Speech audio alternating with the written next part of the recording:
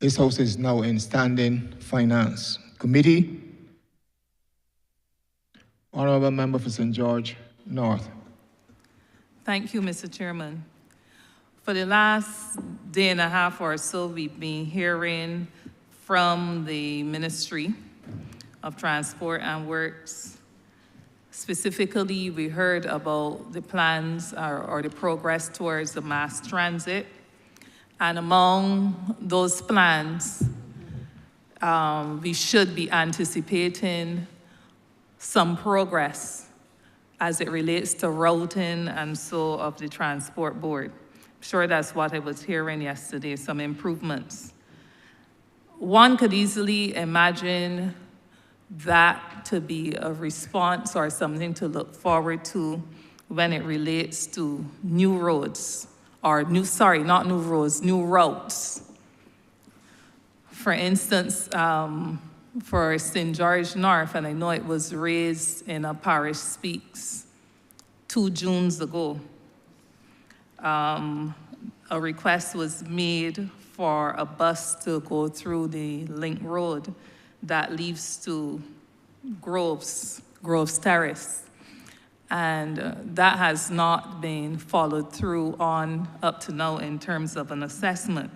But the question that I would have outside of those new routes to be established and the assessments that need to be made is how does one decide when a bus route is no longer viable, particularly when there are residents that utilize the route and are demanding the route. And specifically, I refer to the Dash Valley bus that during a by-election, its route was expanded to allow that Dash Valley bus to turn around at the Glebe Market.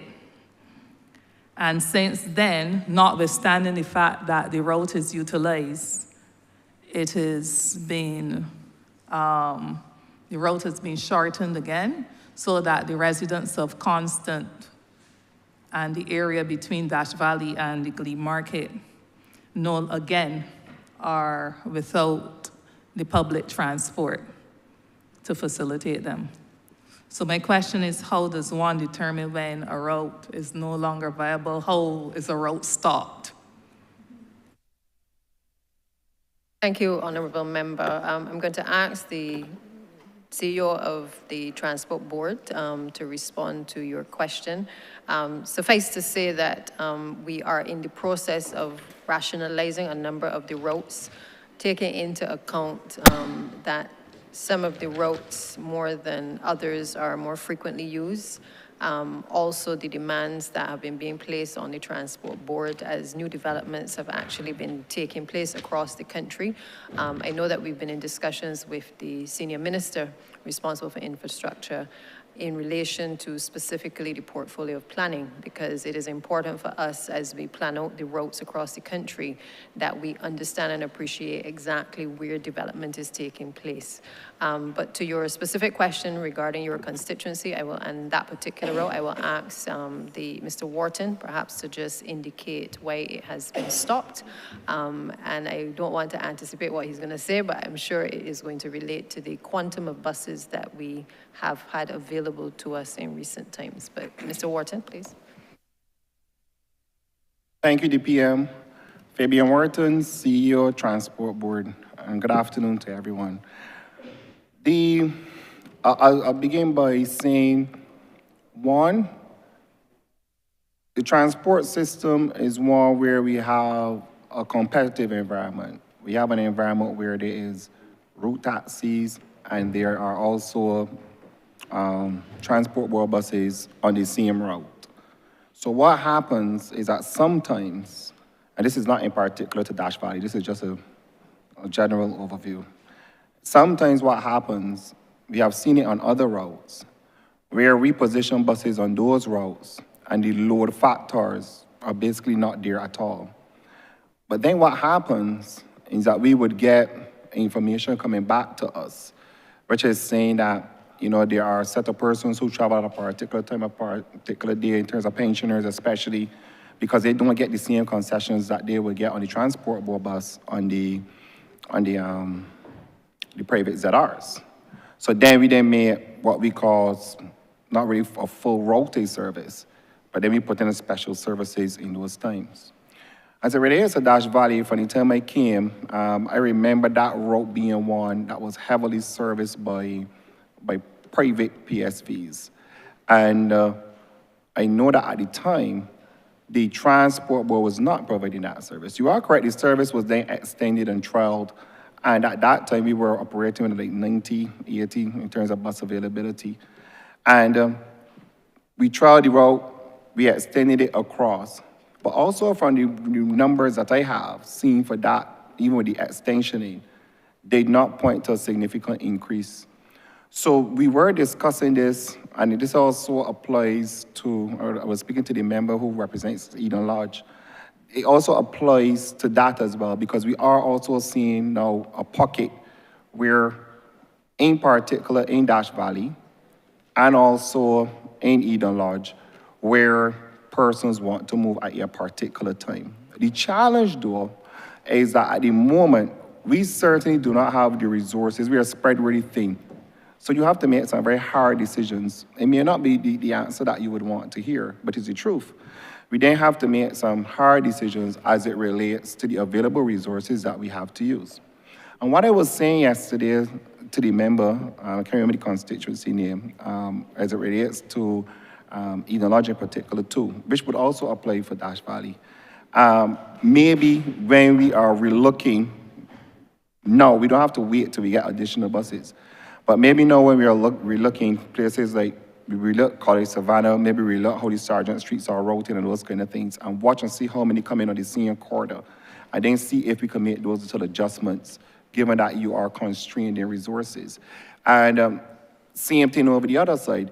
We maybe bring us one of the services that are coming up through the hill, Warrens, Jackson, whatever, and roll it through Eden Lodge instead, as opposed to trying to do it all one. It's a case where we're gonna have to get a little creative in order to meet the needs of the people in the interim, given what we are faced with. So I do understand the concern.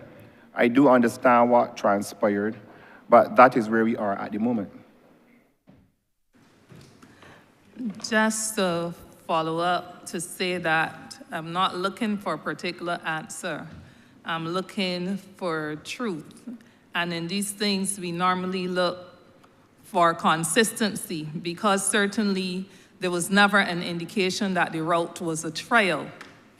During, and as the representative for that area, I'm careful, very careful myself about being aligned with any political antics, because it was during an election time and the route was introduced within days, and then the route was taken off or reduced. It was introduced and then it was reduced without notice and without explanation.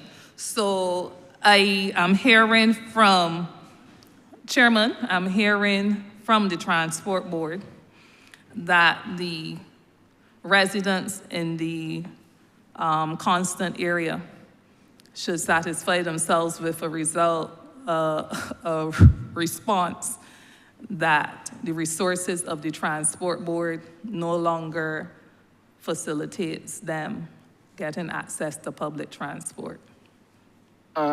Chair, I would like to say that this matter, to draw a parallel between an election period and this matter was raised as far back as 2019 when I first came to the board. And I remember it well because it was also raised with some other matters.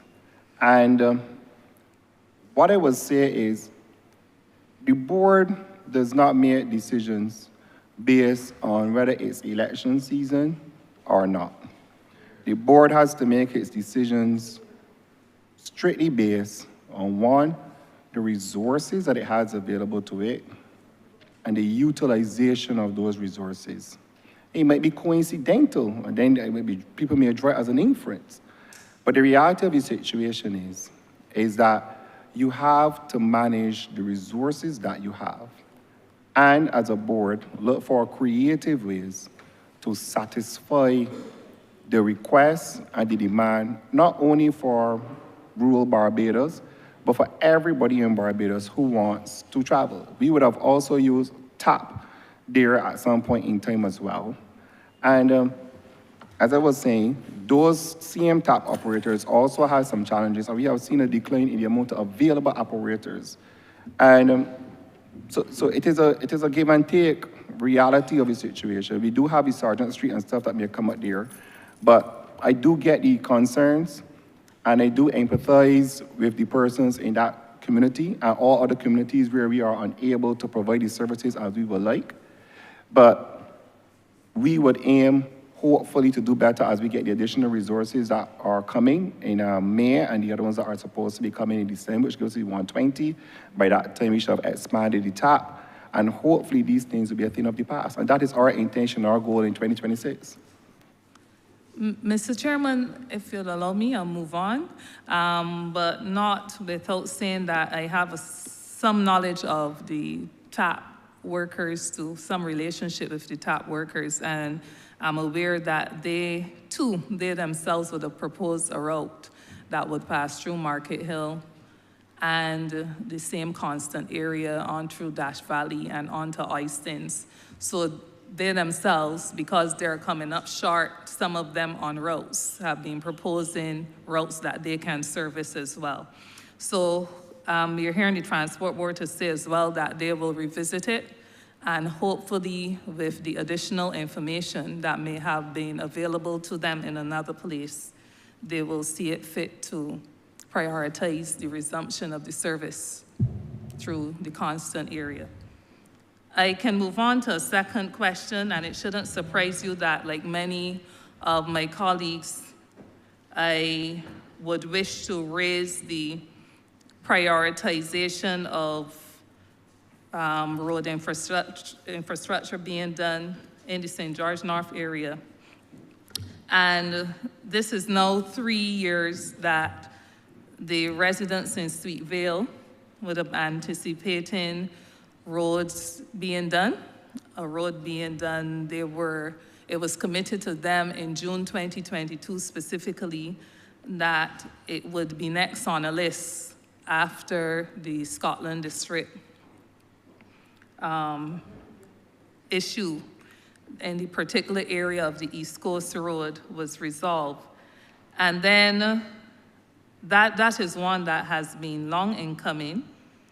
It was determined too that the Lower Estate Road, which is a major artery, that road should be completed as well. And that one was only on the schedule for the last year to year and a half.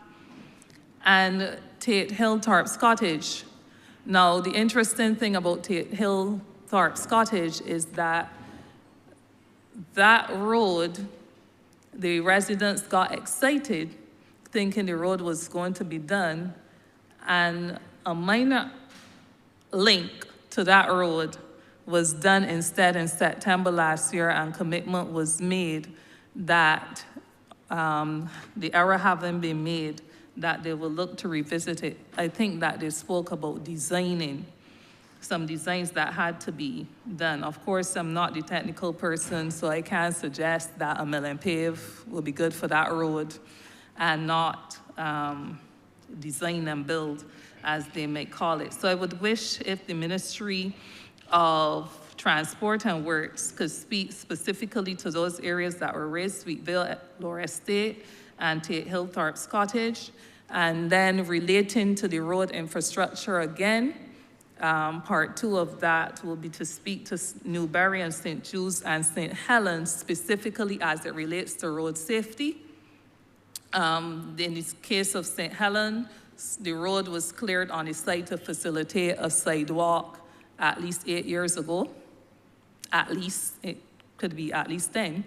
And that still has not been done to facilitate the traffic, the pedestrian traffic, mainly by our children on mornings and evenings going to and from school. And then a similar situation exists in Newberry, to the Newberry St. Jude's Road.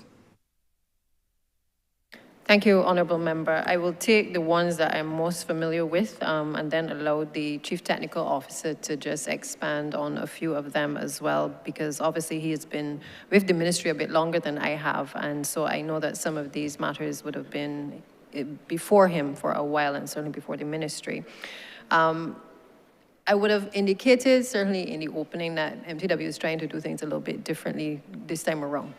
And there are a lot of roads that have been on the works program, as well as roundabouts that have been on the roads program for a long time, and bridges. And we have been trying to systematically address them because we appreciate that there's a level of frustration taking place in the country as a result of us not getting to them in a timely manner.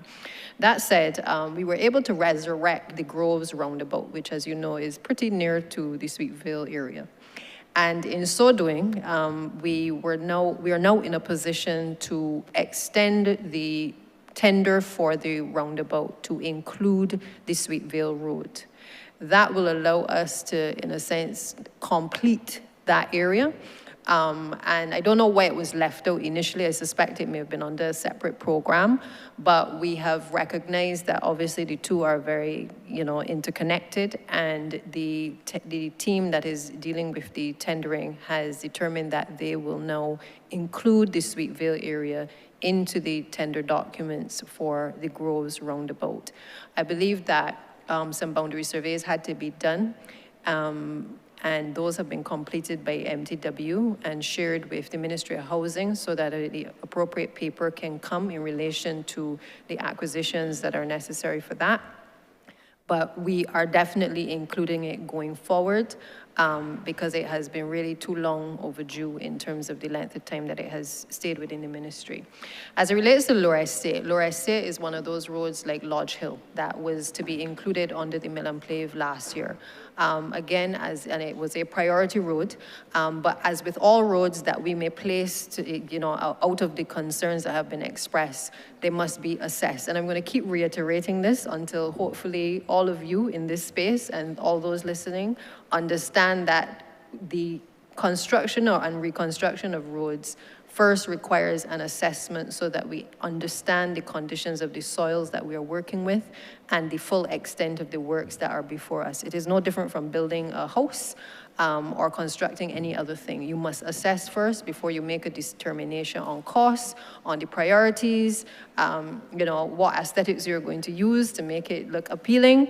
And road construction is absolutely no different. So Lower Estate was taken out of the Mill and Pave last year, primarily because the road required the Barbados Water Authority to undergo mains replacement along that stretch.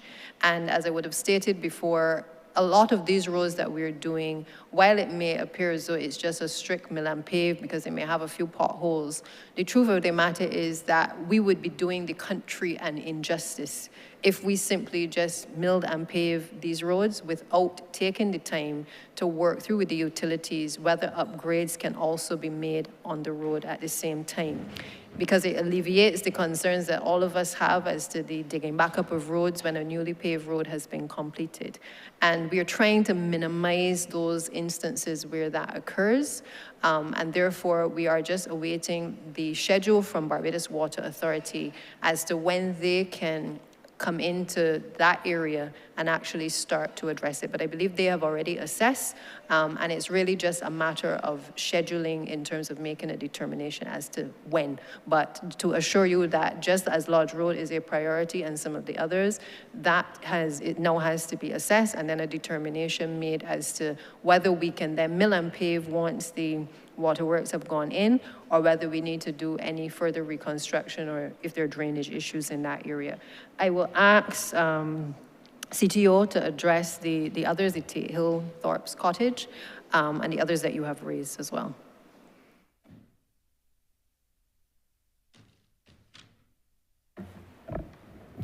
Good afternoon, Dave Scantlebury, Chief Technical Officer, Acton MTW.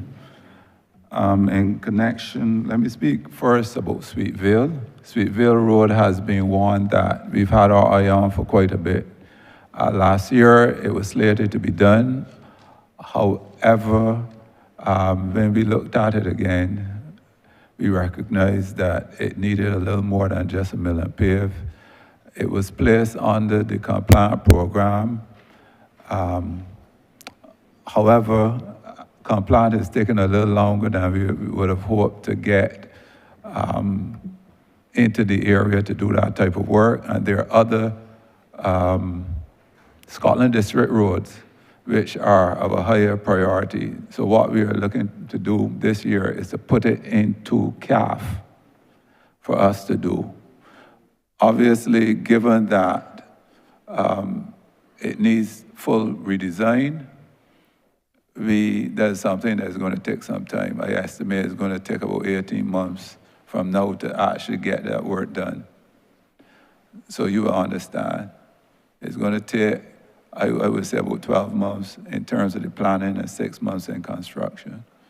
The planning stage will include the land surveying, boundary surveys, design, cadastral works, sorry, not cadastral, any type of subsurface or geotechnical work that needs to be done, and then we will be able to get into, as well as procurement of contractors, and then we'll be able to get into the work. So it's going to take a little time, but rest assured that that is one of our priorities. The second, what I'd like to know, Tarps Cottage. Give me a second.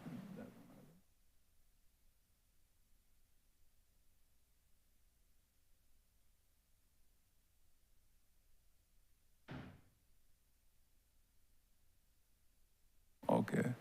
Tarps Cottage is one to be done under our paving unit.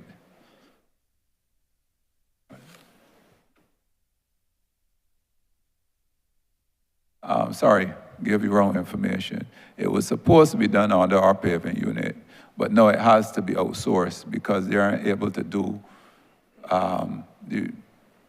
it to the extent that it needs to be done. What are the other roads, please? The other roads are Newbury to St. Jude's and St. Helens stretch, and that is primarily from a point of view of safety and not just potholes. We appreciated the fact that that road on St. Helens was actually done under the mill and pave, but the side roads remain undone, the sidewalks. Okay. I will let Lorian Graham, Deputy Chief, speak to that one.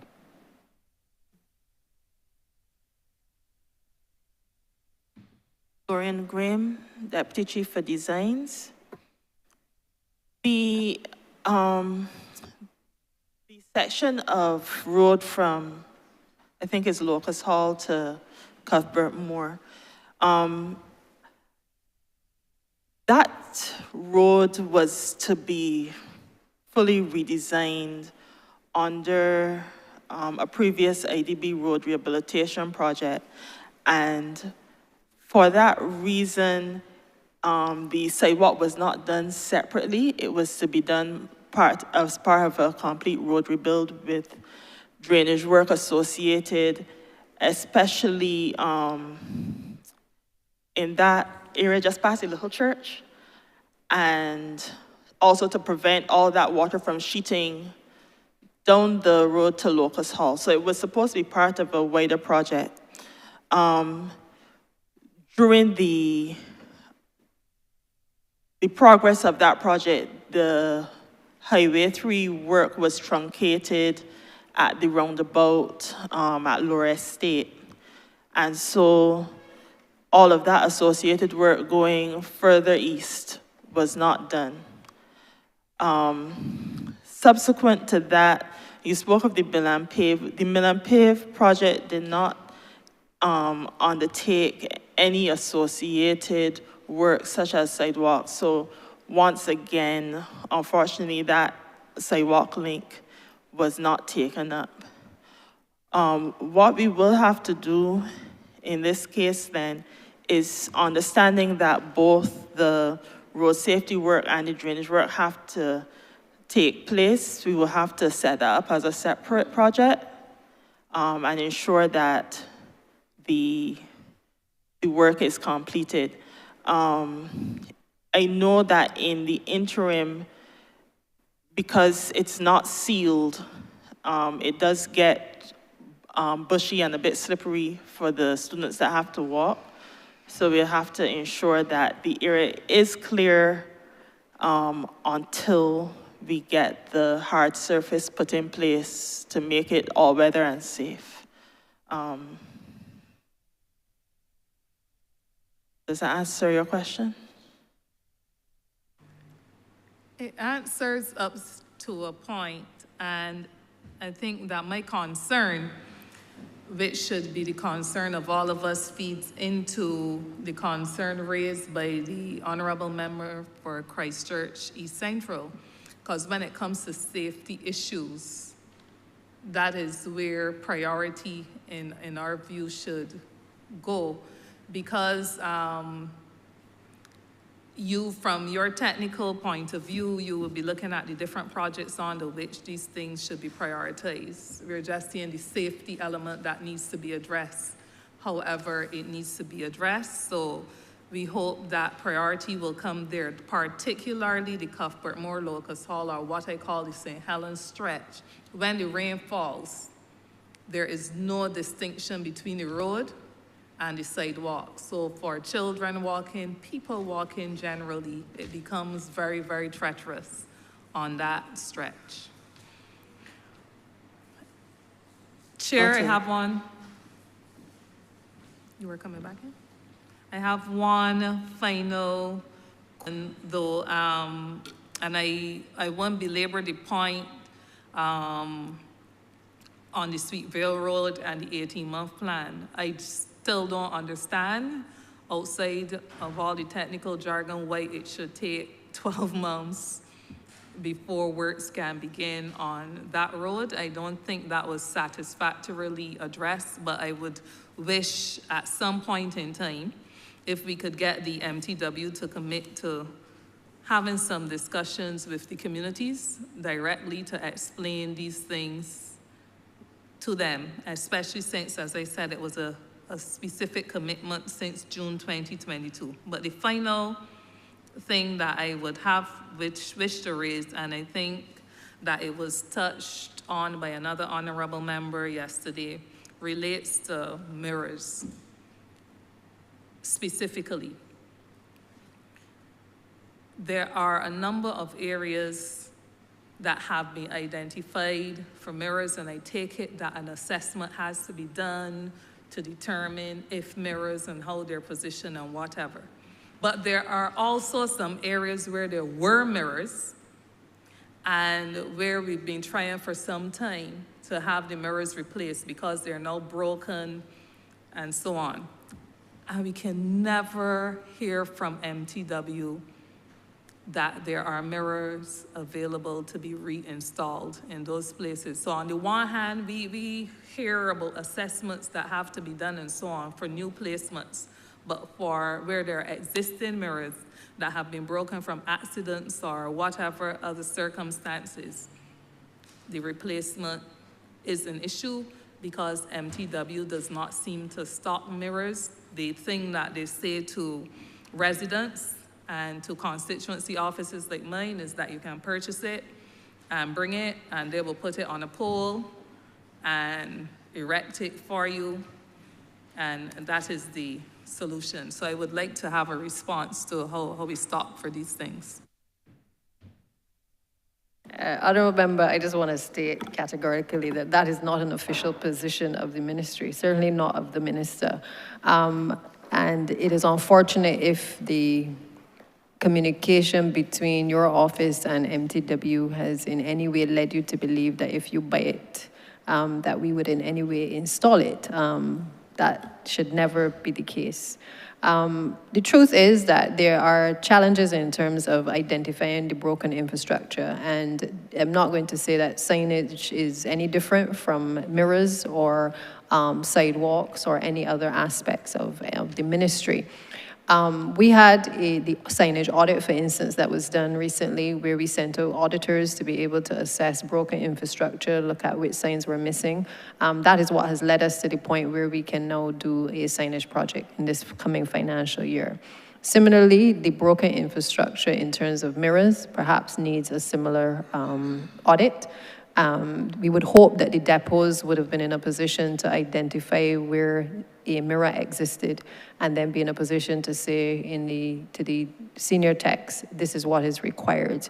That system doesn't always work as well as we would like it to.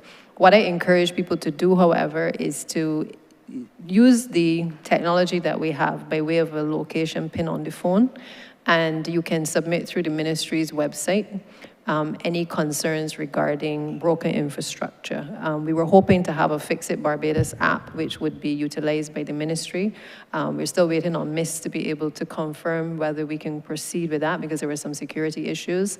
But internally, what we have tried to do is to use the ministry's website as the mechanism by which we are able to hear the concerns, see the concerns, and then be able to prioritize getting the actual works outsourced. So I hope that answers your question. Just to go back though to something you raised in your comment regarding the Sweet Vale area. Mr. Scantlebury, I believe, said 18 months, but that's 18 months to completion because we are at the point now for the first time where we can go to tender on that roundabout. All that we are adding to it is the road. And so it is just a case of the final assessment being done to include that into the tender documents and then be able to send that out for tender for a contractor to be engaged. Obviously, when you have a road the length of what we're talking about, as well as the roundabout, the work is going to have to be done in phases. So just as we've done White Hill in phase 1 and phase 2, we have determined that even the Shop Hill area is being done in phases, Shop Hill to Content. There are times when, even though we agree that we're doing a road, there are other factors that play out in terms of where we start and the phases that we actually have to build the road under. So I know if I take St. Thomas and I mention Shop Hill, many people will say, well, you said we're doing Shop Hill to Content, why are you starting at the Content end? But it may be because, for instance, water mains have to be replaced by the Barbados Water Authority, light poles have to be moved on a particular stretch, and therefore we have to break up the work often into phases in order to be able to execute. It doesn't mean that the road will not get completed. It simply means that it has to be done that way to certainly ease the congestion as well for the public. Because in many cases, there has to be diversions that are done for the public to continue to travel along the road, for residents to be able to access the road to their various communities. So it is not as straightforward, I think, as sometimes people try to make it seem that we can just come in and fix a road within a short period of time. There is a lot of coordination, a lot of communication that has to go out. If we're doing a road like Sweet Vale, we probably will have to talk with the residents and give them some information depending on who is going to not have the proper access to get onto the road at any point in time. So it can't be, I think we can improve the way in which we shorten the timelines, but the truth of the matter is there are phases that will happen in relation to the same Sweet Vale and the roundabout works that are intended to be done. Thank you, and I do know that I speak for the constituency I represent when I say that we'd be happy to help you with those audits, I believe, for the broken signage and so on. I believe that we do have substantial information, I won't say complete, but substantial information in the Golden Ridge Depot on broken mirrors and signposts and so on. I am receiving a message that is telling me that I did not let them speak about Newberry to St. Jude's. I will not come back in except to say that I need to be able to go back in St. George North and specifically Newberry to St. Jude's. So if you can comment on that road, please. I'll ask the CTO to comment, but I suspect that is another one which is on the cards, because I think you have raised it previously. But as you are aware, we have done some roads last year. We have also done a few roads and plans to do some roads in your constituency this year. Those roads that you speak of, though, like St. Jude's, requires a bit more intervention. But I can ask Mr. Scantlebury perhaps to weigh in on that specific one.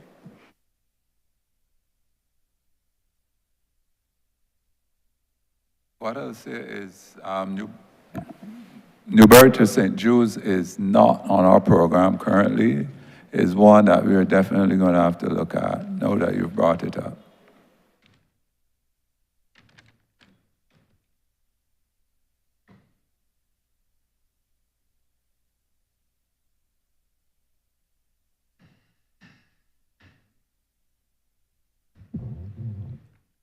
Thank you, Honourable Member for St. George North.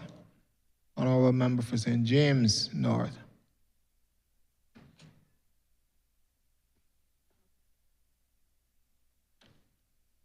Thank you, Mr. Chairman. Honourable Deputy Prime Minister, first wish to credit you and your team for the efforts you have made in road rehabilitation, particularly in St. James North, over the last 3 years. Honourable Deputy Prime Minister, I know twice yesterday you said you were in this position for the last 2 years. It's 3 years. Within, the last 50 months, especially last year, St. James North got a dozen roads, which is more than we had got in all the time that I'd been Member of Parliament, 12 years now exactly.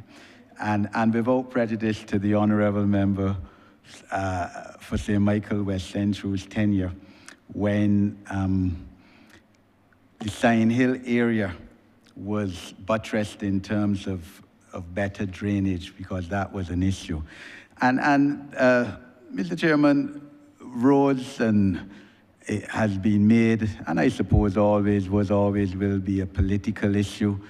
The apologists from the Democratic Labour Party often get on radio call-in programs and speak about the roads that need repairing in Barbados. The reality of the situation is that a Caribbean Development Bank study in 2017, and I believe there were other studies too, that the Honourable Deputy Prime Minister could speak to, because certainly these studies are in her ministry. But in 2017, the CDB reported that 70% of the roads, in other words, 7 out of every 10 roads in Barbados, needed repairs. So the Democratic Labour Party is not in any position morally to speak about roads that need repairing in Barbados. Again, an issue in terms of strategy. The Barbados Labour Party, I remember the Right Honourable Tom Adams had proposed that the highway from the airport to St. Peter Mile and across to be 4 lanes throughout, especially in Christchurch. The then opposition leader, now the Right Excellent Errol Barrow, said that it would be a criminal offence to build this highway in the first place, far less 4 lanes, that people can die on the highway. And it is probably regrettable that Tom Adams, the Right Honourable, did not proceed as he had a mindset to have 4 lanes on highways. We have so much traffic now. It is a problem. And then, of course, the Right Honourable Owen Arthur had proposed overheads in Warrens and in Wildy especially, and the late David Thompson criticized that too. And when the Dems came into office in 2008, reneged on the contract We never knew how much money the taxpayers had to pay for breach of contract by the Barbados government in not putting the overheads. And again, lack of foresight and wisdom on the part of a Democratic Labour Party government when we should have had overheads. I pass the Warrens area every day and it's chaos at peak time. So really and truly the difference in strategies on road rehabilitation between the Barbados Labour Party when in office and the DLP when in office isn't clear. But the Deputy Prime Minister, of course, home drums beat first. And even though I have expressed gratitude on many occasions to you and your team. Honourable member, I will Yeah. express gratitude if you get to the question. I'm getting to the question now, sir. Get into the question, sir. That still, Rotterdam Road, which was started in December 2022, is not yet completed. Over 2 years since it was started, commendably, and that road has always been priority road for me, the number one road to be fixed. And I will ask Honourable Deputy Prime Minister, what is the timeline for that road to be completed, as well as 1/5 of St. James North happens to be in the parish of St. Peter. And people in the St. Peter part of St. James North feel aggrieved and that they're neglected in terms of roads because there are roads in Aston Hall, Corbins Road, Reservoir Road, Graves Road, and then in Bakers Road, which is a parallel road to Rotterdam, Cemetery Lane, which is in Road View, that are still in need of repair. I understand that all roads can't be done. As I said, when the Barbados Labour Party came into office, 70% of the roads needed repairs. Honourable member, you have asked a question. Yes, and Honourable therefore, Minister, please proceed those- with your response. Thank you, Honourable member. Thank you, Honourable Member. I wanted to clarify before I go any further that of the roads that you say are in your constituency, the truth of the matter is many of those roads cut across several constituencies and benefited not only yourself, but several of the ministers as well and MPs on your borders. There are highly trafficked routes leading off of Highway 2A that connect us to the West Coast. And our main arteries in order to be able to traverse. I think the only one that we haven't been able to complete because it requires design and build is the Seaview Road, which is still in a pretty bad condition, but that needs to have design and build. So I just want to put that out there before my colleagues start to become uneasy in their seats because they hear that the Honourable Member has gotten the number of roads that he continues to boast about. But I want to allay their fears before they all start putting up their name tags to speak on the roads in their constituency. As it relates to Rockdundo, it is fair to say that Rockdundo Phase 1 has actually been completed. And Phase 2 is actually the one that has been the cause of some delay, primarily because of the soil conditions that we have met in that particular area. I believe when we started, it was supposed to be just a straightforward mill and pave, but as I have repeatedly outlined, sometimes even when you start the roads believing that it can be a mill and pave in the Scotland district, you tend to find that it is more difficult than you would have initially anticipated. And so we have had to engage in doing now some more detailed work to be able to now do a full reconstruction of that road. That is the overview. I will ask Mr. Scanterbury, the Chief Technical Officer, to perhaps just take us through the concerns relating to the road and some estimated timelines as to when it will be completed. Good afternoon. When we started Rotterdam Road, going from the east, as Minister said, it was supposed to be all mill and pave. We assumed that the structure of the road would have been firm. However, when we got approximately 500 meters towards the west, we recognized that that was not to be so, and we had to do more work than was previously envisioned. Now, on top of that, what happened is that given that it was not mill and pave anymore, we could not go with the former mill and pave type contract. And therefore, there was a hiatus, a long hiatus inside there where nothing was really happening. We then, having a new contract now, we've gone forward we went forward to complete section 1, put in a large culvert there, and then there was a break when we recognized that the first section, there were certain areas that needed to be fixed, even while the contractor was on site. That work is something that is ongoing.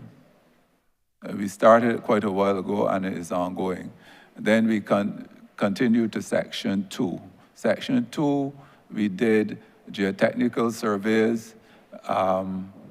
We have a full design there now, and we are taking out most of the material. You're using geofabric where necessary. You're using,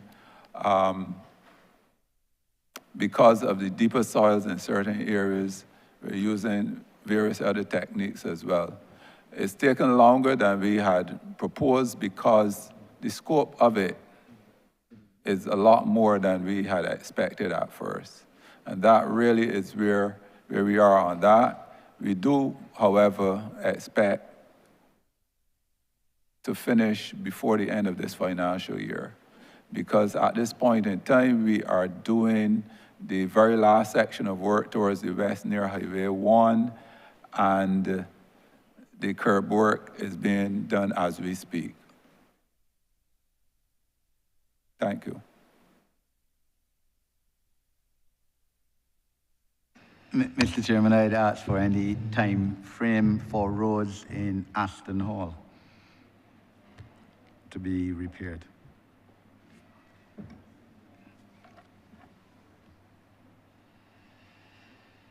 Honourable Member, is that a new road that or one that you were suggesting was on the list previously? No, that they've been on the list from the time Is this your I 12th became- or this is a new one? No, they've been on the list of repairs since I became a member of Parliament. Okay, but I think based on your own admission, we have done quite a few across your constituency. And I think it is only reasonable that we try to spread the love across all of the other 29 constituencies. So we will assess and, as I say, prioritize as necessary. And Mr. Chair, just a supplementary.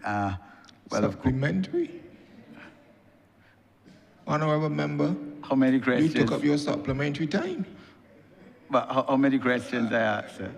You took up your supplementary time. It's not the number of questions, it's the time. Okay, sir. You took up your supplementary time. I have to give your neighbor and my neighbor, the Honourable Member for St. Peter, the opportunity to post his question. He has constituents too, so do I. I abide by your... Thank you. Honourable Member for St. Peter. Thank you very much, Mr. Chair. The people of St. Peter are happy that the Member of Parliament for St. James North can boast of 12 roads. We drive past on our way home or to work many of those 12 roads, and we would be happy if we could have gotten a couple of them. And I am happy with your ruling, and even though the Honourable Member is my colleague, I think we must not either be or appear to be selfish about the scarce resources and the allocation thereof where government is concerned. And I'm very serious about that. I don't intend to be parochial really with my question, and there's really essentially only one question. And the only thing I'll say before I ask the question, the only other thing I'll say before I ask the question is that the Honourable Minister spoke to the fact that some of the access roads, major access roads, were done. This is in response to the Honourable Member for St. James North. But the people of St. Peter are disappointed and have asked me to convey that. This is not a question, but this is in lead up to the question. It is giving some context to the question that they want to ask. They're very annoyed that we are now 25 days into our celebration of the gathering, with many events in Speightstown and a major artery into Speightstown used by the people of St. Peter, Eastern St. Peter, that is to say Station Hill, remains one of those bad roads in the constituency, a constituency of many bad roads, but the access into Speightstown, a town that we are working to revive, but not, I shouldn't say revive, to add even more life to, that we've had a whole number of celebratory events in the town, and that road wasn't done. Now, the question that comes out of that has to do with the work of the depots. And I am asking the question because oftentimes when I speak, those who work in the depot, and I know one or two of them are listening, say that I come into Parliament and curse them. I do what is necessary, what is required, and I administer what is deserved. So if that is what they believe, then so let it be. But my question is, in the context of what I've said before, what is the Ministry of Transport and Works doing to ensure that depots, let me phrase it a different way. I pay taxes, my family pays taxes, all of us pay taxes. Some of those dollars paid in taxes go to pay people at the Jerusalem depot. My question is, what is the ministry doing to ensure that my taxpayers' dollars that go to pay the salaries of persons, not just at Jerusalem, but at other depots as well, because I hear the complaints across the country, that those workers and their supervisors do the work they're supposed to do, and that they do it properly. I'm not gonna ask if the ministry is satisfied, because it must be dissatisfied. I just want to know what is being done to ensure that depots in this country do what they're supposed to do to maintain the road infrastructure in this country. Thank you, Minister. I would have said in my opening that we are reorganizing a lot of the depots for exactly the reasons that you outlined. There is nobody that can be louder in voice than myself in relation to this ministry as it relates to people coming to work and doing what they are supposed to do. But I am also fair in acknowledging that there are and have been challenges over the years in relation to MTW. We didn't wake up one day and create the MTW that is there.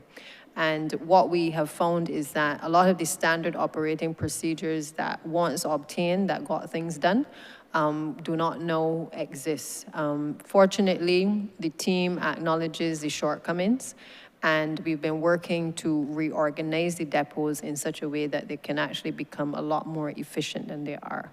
Mr. Austin is tasked, Richard Austin, one of the Deputy Chief Technical Officers, is tasked with basically providing the output from the depots. And I will ask him to just speak not only to the challenges, but to some of the things that he's putting in place in relation to whether it's from the pothole patching or to just these simple responses to MPs and to the public generally in relation to issues that are raised from time to time. Thank you. Richard Austin, Deputy Chief Technical Officer in charge of operations. As has been said, one of the things that we have been doing is working on a reorganization of the depots, particularly from organizing it around activities principle. In other words, we are looking at pothole patching, say, for example, and we're looking to optimize the operations of the depots with regard to that particular activity. As we've been working through since last year we started with the bridges, and with regard to the maintenance of the bridges, getting the information together that we needed to identify where the bridges were, so that we could then begin to put into place maintenance programs for each of the bridges. So one of the fundamental tasks that allows us to organize ourselves and be effective is the gathering of information. So officers are tasked with identifying the areas on the roads that are affected by, say, potholes, for example, and that information doesn't just come from the officers in the depots, but also from members of the public and other areas and MPs as well. And we are very grateful for as much information as we can, because it gives us an idea as to, begins to give us an idea of the scope of the problem.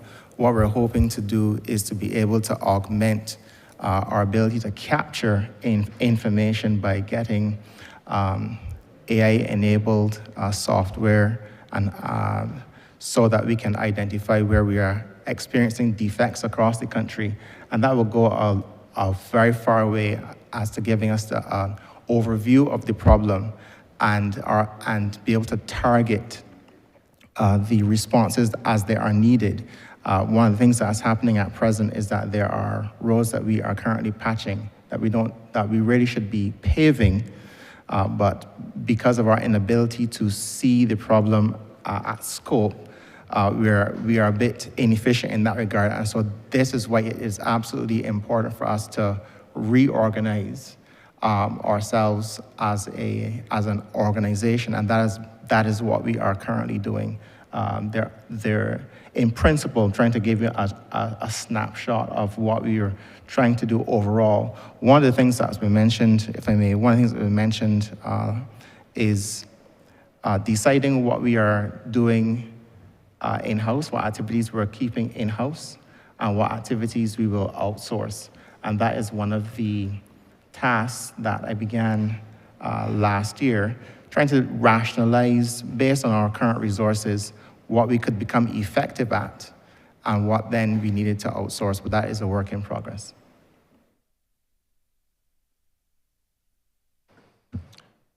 Thank you very much, Chair. I must say that I am underwhelmed at the response, because I hear some very high-level approaches to dealing with problems that are ground level. I hear about information, and we had about 2 years ago a large pothole, about 400 meters from the Jerusalem depot. That took probably about 400 days before it was addressed. So I used to ask the workers there if they used to get to work by helicopter, because they obviously weren't driving on the road, but they would be at work. I'm not necessarily working, but at work. So I end, because I don't want to get further annoyed, because I am also conscious that, you can push people, and then my constituents may end up suffering. I'm not going to take that any further. But just to say, I believe that, and the people of St. Peter also believe, that we need some very ordinary fixes to these issues. People who are employed need to work. People who destroy equipment need to be held accountable. And I leave it at that. Thank you very much, Chair. Thank you, Honourable Member for St. Peter, for speaking on our behalf. Thank you. Honourable Minister, you have 5 minutes to wrap up. Thank you. Thank you, Mr. Chairman. Allow me first of all to thank all honourable members who have contributed to this head. and shared not only their concerns, but also made recommendations and certainly have pointed this ministry in certain directions that I know that my officers will have taken note of, and certainly I have also taken to heart. Allow me to thank the staff as well, both in the internal ministry as well as the Transport Board and the Transport Authority, and all of the wider staff that I have been given the right responsibility to have oversight over. As I started out in this debate saying that, you know, it is not business as usual. We have been tasked with transforming and modernizing a number of our ministries. And perhaps the hardest task in transformation has been changing the mindset of the people who work in it, but also changing the mindset of the country, and certainly the expectations of our representatives, the expectations of everyone, given the level of the resources sometimes that are available to us, and knowing the challenges that we have in terms of actually enforcing to ensure that people are accountable. That said, the process has started in MTW, and I would be the first to say that having been so critical of the ministry and certainly officers, I can sit in this position today with the Honourable Parlsec and say to you that while the work has not been completed, a lot of the work has been started to change the mindset and to turn the corner in the Ministry of Transport and Works. Do we still have a lot to be done? Yes, we do, and these estimates reflect the attempts on our part in the last year to utilize the funds made available to us by the Ministry of Finance to put us in a position to do, for the first time, tremendous preparatory work that we have never been able to accomplish before. I think when we look back on this in a couple of years, you will understand from where I come from in terms of what I'm saying. This ministry has produced more in terms of the assessments and the prioritization of works than it has ever been able to accomplish. And it has taken a tremendous effort from all of the staff to be able to start the process of turning the corner.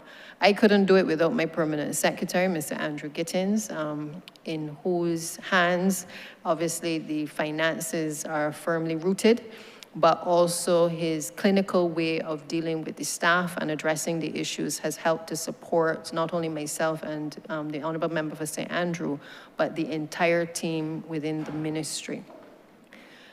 We lost tremendous value in not having the experience anymore of our now deceased Chief Technical Officer. And I would ask members to bear that in mind, because that was a blow to MTW. I started by saying it, and I'm going to end by saying it. And any ministry that loses capacity of 40 years experience of somebody at the helm who could shoot from the hip and answer every single question on every single road across Barbados and every piece of infrastructure must rebuild its efforts to be able to live up to the expectations of the general public. And that is what all of us in this ministry have started the process of doing.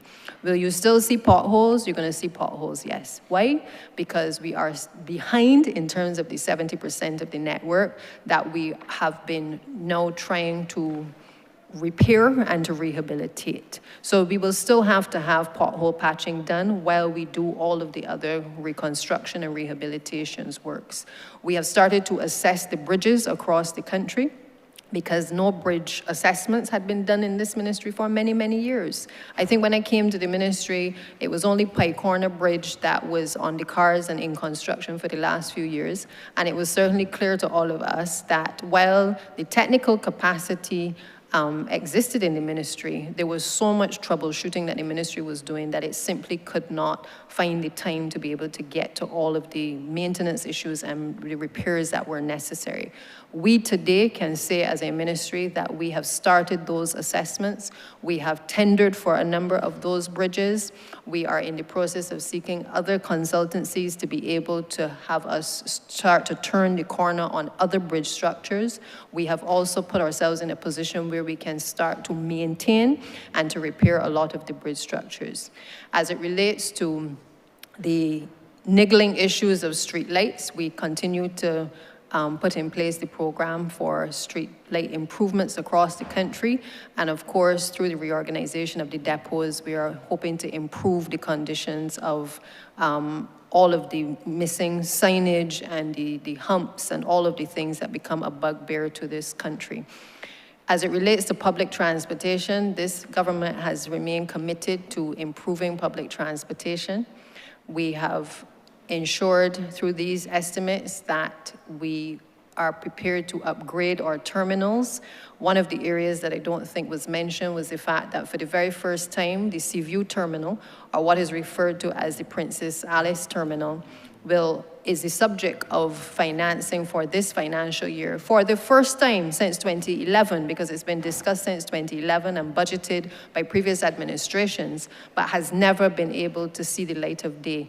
And we have been able to dig up the designs, do the tweaks to those designs, and come this financial year, we can tender and start the process for the transformation of the Princess Alice terminal for the first time in our history. That will bring significant relief to those persons who traverse to the north of the island. It is but the start of the upgrades that have to happen to our terminals. But as we welcome the additional 30 buses by May, and then the remainder of the 31 buses by the end of this year, it is our hope that we can start to see the transformation of our public transportation system. As it relates to our PSV sector, 17 years is a long time to not have regulation. And I ask the public, quite frankly, to just be patient with us while we continue to work with the PSV sector and all of our stakeholder associations to turn this level of reckless and bad behavior around. We have put the systems in place. We will continue to sensitize and bring on board those persons who genuinely want to join with us as a ministry and transport authority to make sure that people are safe. But overall, I do believe that these estimates reflect the ability of this ministry at this time to be able to execute what is required. And I hope that we have been able, through the course of the last 2 days, to highlight many of the areas across the country which are of concern to the general public. And I certainly look forward with my team in this coming financial year to being able to execute the works program. It would be remiss of me if I did not mention the Scotland District project, which we have 17 projects ongoing presently at a total of $60 million out of the $230 million loan. That is in addition to what we are spending in this financial year of $57 million on roadworks and bridge infrastructure alone. This administration and this ministry remains committed to building out the infrastructure of this country. And I pray and hope that we are able to bring along the public in the transformation of the road infrastructure, the bridge infrastructure, and all infrastructure of this country. And with that, Mr. Chairman, I beg to move that Head 40 do now stand part. Mr. Chairman, I beg to move that you now report progress to His Honor the Speaker and ask leave to sit. Sorry. The question is that Head 14 stand part, all honorable members. Head 40 stand part, all honorable members in favor, say aye. Honorable members against, say no. Methinks the ayes have it. Honorable member for St. James Central. Beg to move, sir, now that you report progress to His Honor the Speaker and seek leave to sit again. The question is that I do not report progress to His Honor the Speaker and ask for leave to sit again. All honorable members in favor, say aye. Honorable members against, say no. Methinks the ayes have it.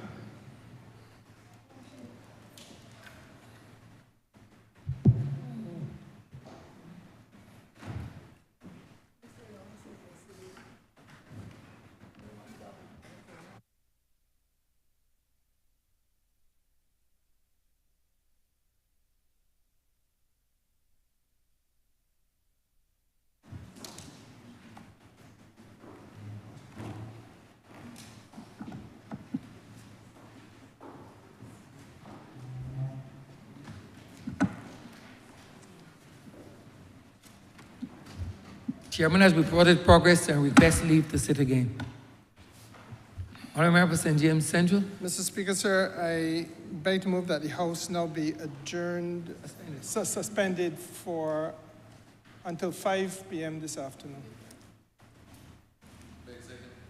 The question is that this honourable chamber be suspended until 5 p.m. All those honourable members in favour, please say aye. Those against, please say no. Me think the ayes have it.